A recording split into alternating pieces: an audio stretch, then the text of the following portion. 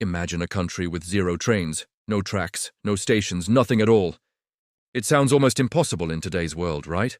While other nations built vast networks connecting their cities, this country never laid a single track. It's not that they had them and got rid of them.